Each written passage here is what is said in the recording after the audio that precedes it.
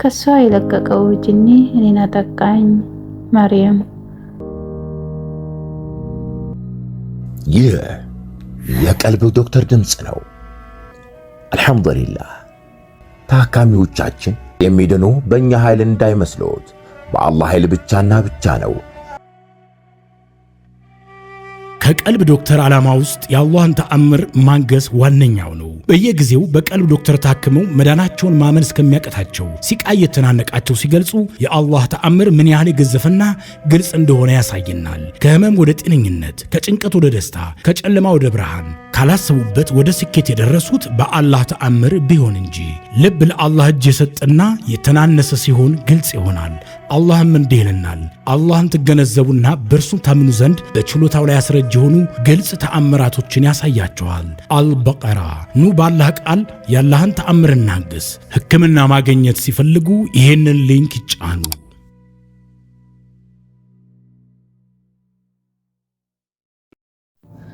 አሰላሙ አለይኩም ወራህመቱላሂ ወበረካቱሁ። ውድና የተከበራችሁ የቀልብ ዶክተር ቤተሰቦቻችን እንደምን ከረማችሁ?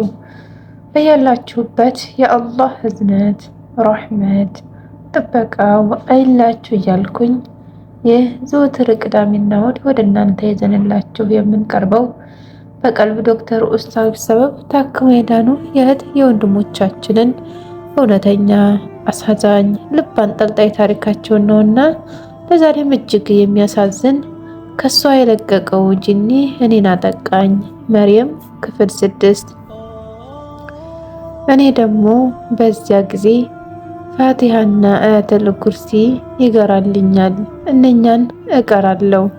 እነሱም እጅግ በጣም ይጫጫሃሉ፣ እንደውም እንደ ሙድ ነገር ይይዙብኛል። አንቺ ነሽ ያዳንሽው አሉ። የኛ አዳኝ ይሉኛል፣ ይስቁብኛል። ድምጻቸው እንደ ተሰባበረ መስታወት እየቧጨረኝ ያችን ልጅ ከእጃችን ነጥቀሻል፣ አሁን ተራው ያንቺ ነው፣ ትሞቻለሽ ይሉኛል። እናቴ ክፍሌ ውስጥ ምግብ ይዛ ስትገባ እሷን ማየት አልችልም። በሷ ምትክ የማየው ደም የሚተፋ ትልቅ አውሬ እኔን ሊበላኝ ሲመጣ ነው።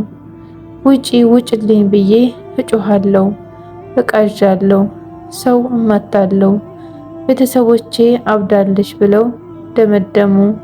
የሸሁ ድግምት ተበጥሷል ቢባልም እርሱ የለቀቀብኝ ነገር ግን ገና አልለቀቀኝም። አለም ደግሞ ልጅቷ ላይ ያን ጊዜ ብቻ ሩቅያ ስላደረኩ ለሰው ያልታየው ጋይብ ነገር ለኔ ብቻ ስለታየኝ ይሆናል እንዲህ መቆሚያ መቀመጫ የሚያሳጡኝ ብዬ ወሰንኩ። እንደውም እኔ 70% የሚሆነውን ተሸክሜው አይቼ ባላዬ አለፍኩኝ። የተቆሩት ይሸውዱኝና እውነት ይመስልኛል እንጂ በደንብ ተቆጣጥሬው ነበር እብደቴን። አንድ ቀን ሌሊት ክፍሌ በጭስ ተሞላ። የሞተው ጽንስ ድምጽ ይሰማኝ ጀመር። እማዬ ለምን አልጠበቅሽኝም የሚል የህፃን ለቅሶ። ከምኝታዬ ስር የሚሳቡ እባቦች አልጋዬን ወረሩት። እጮሃለሁ ግን ድምፄ ከጉሮሮዬ አይወጣም። ያን ሌሊት ብሶብኝ ጓደኛዬን ብቻ ስለነበር የምለየው ወይም የማውቀው እሷ ጋር አድራለሁ ብላ እኔ ጋር ነበር ያደረችው።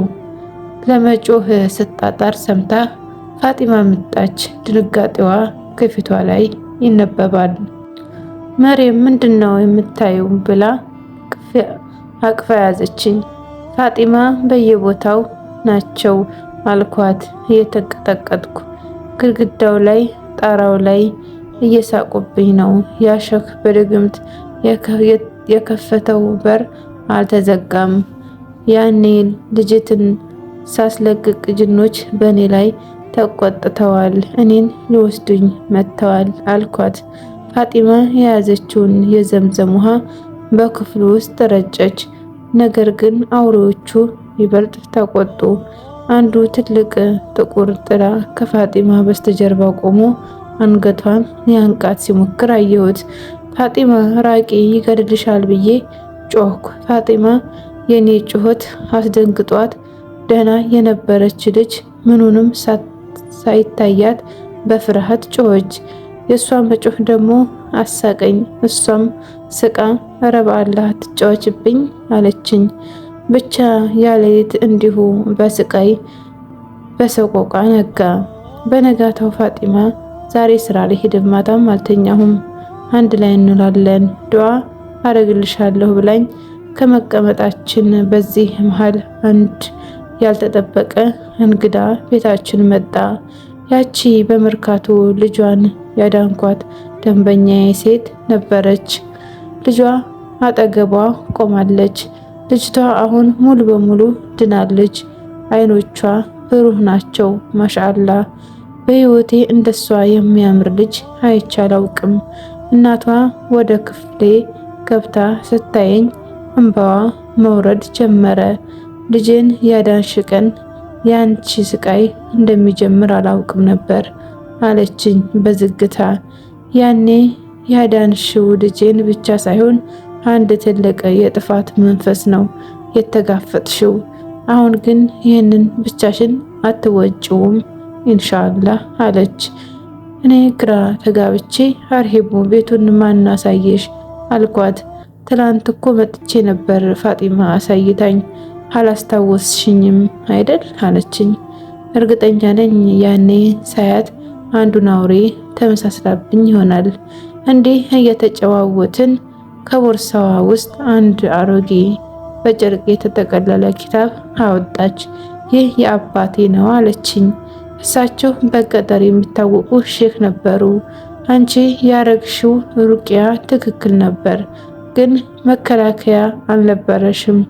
አንድ አሊምም ጠይቄ ኡዝር ላይ ከነበረች ወይ ደግሞ ጧትና ማታ አያተን ኩርሲ የማትቀራ ከሆነና አንዳች ነገር ከጎደለ በእርሷ ላይ ጥቃቱ ሊበረታ ይችላል፣ እውነት ነው ብለውኝ በጣም አዝኜልሽ ነበር። ኢንሻአላህ አሁን ግን መታገል ያለብሽ በድምጽሽ ብቻ ሳይሆን በነፍስሽ ጭምር ነው። ይህ ኪታብ ደግሞ ያግዝሻል ብላ ሰጠችኝ።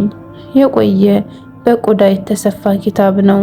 በዚያ ሰዓት ክፍሉ ውስጥ ያሉት ጅኖች በሙሉ ወደ እኔ ተጠጉ። ትንፋሻቸው ይፈጀኛል። ምንድነው የሰጠቻት? ምንድነው ይባባላሉ።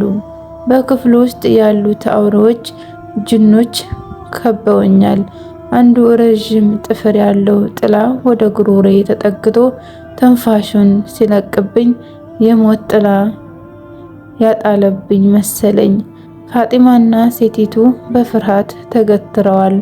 በዚህ መከራ ውስጥ ሆኜ ግን ጭራሽ ኪታቡን ልክፈትና ላንብብ የማይታሰብ ነገር ነው። ሴትዮዋ ወዲያው እንደውም ብላ ስልኳን አውጥታ መነካካት ጀመረች። የታችን ታሪክ ክፍል 6 ይህን ይመስል ነበር። ላይክ፣ ሼር፣ ሰብስክራይብ ያደረጋችሁ ለሌሎች ተደራሽ እንዲኖረው አድርጉ። አሰላሙ አለይኩም ወራህመቱላሂ ወበረካቱሁ። እንኳን ወደ ትክክለኛው የአፍያ መንደር በሰላም መጡ። የቀልብ ዶክተር በሲህር በጅን በአይንናስ እንዲሁም የስነ ልቦና ጫና የደረሰባቸው የሰው ዘር ፍጥረታት በሙሉ ታክመው የሚድኑበት ነው። ሕክምናው በቁርአን፣ ሕክምናው በአስካሮች፣ ሕክምናው በዱዓዎች በሰደቃ የሚካሄድ ሲሆን ነቢያዊ ሱናን በተመረኮዙ እጅግ ጥበብና እውቀትን ባካበቱ የሩቃ ዶክተሮች ይታከማሉ። እወቁ፣ ሕክምናው ሸሪዓዊ ብቻ ነው። አያምልጦት፣ እድሉን ይጠቀሙ። ባሉበት ሆነው ራስዎን ያክሙ። ሕክምና ማግኘት ሲፈልጉ ተከታዩን ሊንክ ይጫኑ።